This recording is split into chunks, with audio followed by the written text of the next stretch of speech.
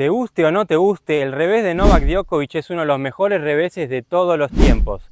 Por eso en el video de hoy vamos a estar analizando qué es lo que lo hace tan bueno y lo más importante, cómo vos como jugador amateur lo podés incorporar a tu técnica para que logres que tu revés sea más profundo y tenga mucha más consistencia. Es muy importante que te quedes hasta el final porque el paso número 3 es donde la mayoría de los jugadores amateurs tienen muchos problemas. Antes de arrancar con el primer paso vamos a ver rápidamente la empuñadura. Con la mano abajo vamos a estar en la empuñadura continental y la mano arriba en la empuñadura del este, o puede moverse un poquito más tirando a la semi-oeste. Una manera muy fácil de encontrar esta empuñadura es poniendo la raqueta de esta forma, le vamos a dar la mano y la otra mano de arriba vamos a ponerla en las cuerdas y simplemente vamos a estar deslizando. La mano de arriba la puedes ir moviendo un poquitito hasta que te sientas bien cómodo. De esta manera tendríamos la empuñadura del revés.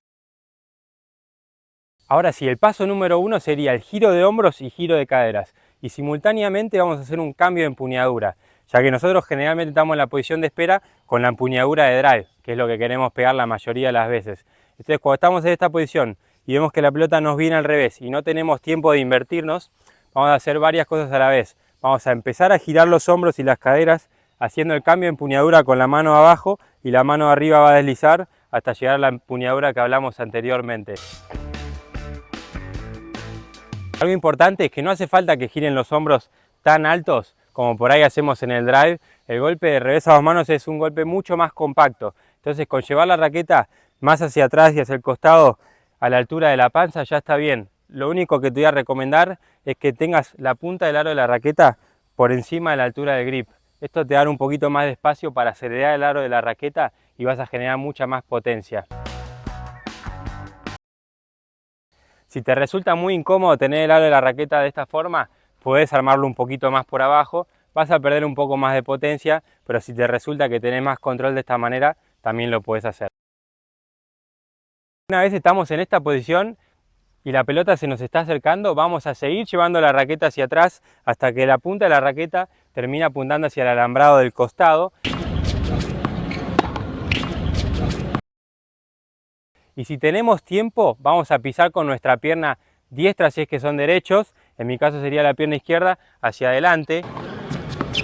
Esta es la manera más natural de pegar el revés. Si no tenemos tiempo, vamos a seguir llevando la raqueta atrás, pero vamos a terminar pegando en lo que se llama open stance.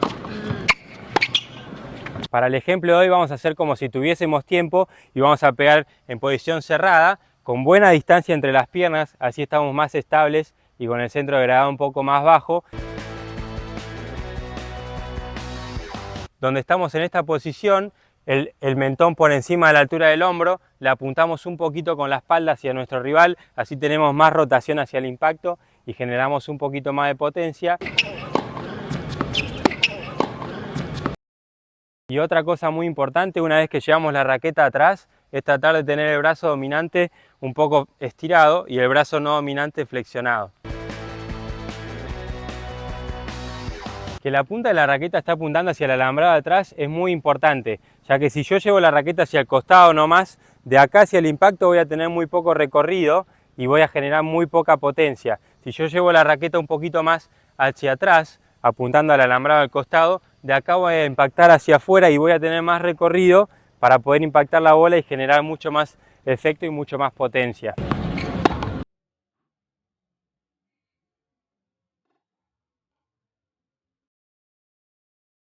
Entonces, una vez estoy en esta posición, donde le estoy apuntando un poco con mi espalda a mi rival, el aro de la raqueta está por encima de la altura de grip y la punta de la raqueta apunta hacia el alambrado de atrás, voy a empezar a acelerar hacia el impacto y algo muy importante es que quiero que tenga las manos relajadas, porque una vez que vamos a impactar hacia el impacto, la raqueta va a caer por debajo de la altura del grip y de ahí va a ir hacia el impacto. Esto lo que te va a ayudar es a generar mucha más soltura, mucha más aceleración y te va a dar mucha más seguridad.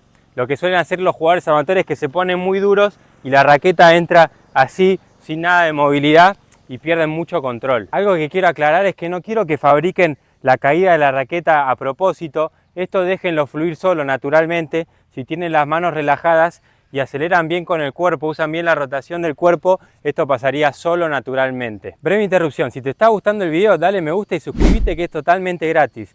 A mí esto me ayuda un montón y me motiva a seguir generando contenido para ustedes. Entonces el punto de impacto sería adelante y al costado del cuerpo, con nuestro pecho apuntando un poco hacia el alambrado del costado. Voy a impactar la bola más o menos a la altura donde está nuestro pie de adelante, si es que pegamos en posición cerrada.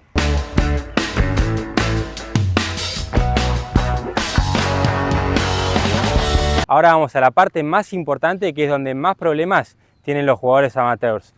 Una vez que impactan la bola, usan demasiado el brazo no dominante y terminan ahogando el brazo dominante. De esta manera terminan pegando y las pelotas se les quedan muy cortas o se les terminan muriendo en la red. Entonces es importante usar los dos brazos, ¿sí? Por algo se llama revés a dos manos. No es como si fuese solamente un drive de zurdo, ¿sí? Se usan las dos manos. Una vez que impacto la bola, voy a atravesar la bola hacia adelante y arriba, tratando de apuntarle con la punta hacia el rival, y de ahí voy a atravesar tratando de mostrarle el codo hacia el rival y el otro codo hacia el alambrado del costado, pero teniendo un buen espacio entre el codo y las axilas.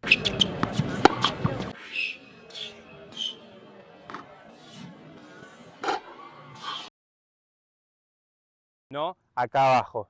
Una vez que impacté, allá bien arriba con los codos levantados. Esto va a hacer que la pelota sea mucho más profunda y me olvide de la red.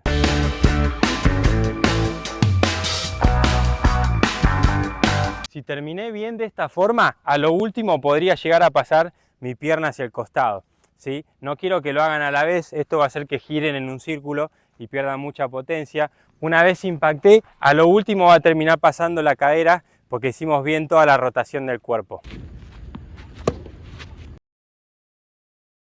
Entonces, para resumir, vamos a estar en la posición de espera, vamos a hacer el giro de hombros cambiando la empuñadura, llevando la raqueta hacia el costado, nos va a venir la pelota, vamos a tratar, si tenemos tiempo, de pisar con la pierna adelante, llevando la raqueta hacia atrás, tratando de mantener el aro de la raqueta por encima del grip y dándole un poquito la espalda hacia nuestro rival. Así tenemos un poquito más de rotación hacia el impacto y generamos más potencia, y vamos a tener las manos un poquito más relajadas. Así logramos este efecto, ¿sí?, de que la punta de la raqueta caiga por abajo de la altura del grip y de ahí impacte hacia la bola, con las cuerdas apuntando paralelas a la red. Y una vez que estamos acá, vamos a atravesar la bola hacia adelante y arriba, con la punta apuntando hacia el rival, y vamos a terminar con los codos altos, y al final, para completar la rotación, terminaría pasando la pierna hacia el costado.